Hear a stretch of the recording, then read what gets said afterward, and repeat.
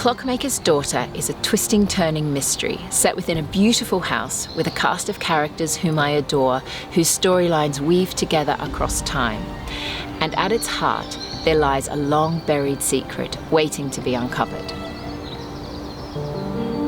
In the summer of 1862, a group of young artists take themselves off to a house in the country for what they imagine is going to be a month of creativity and pleasure.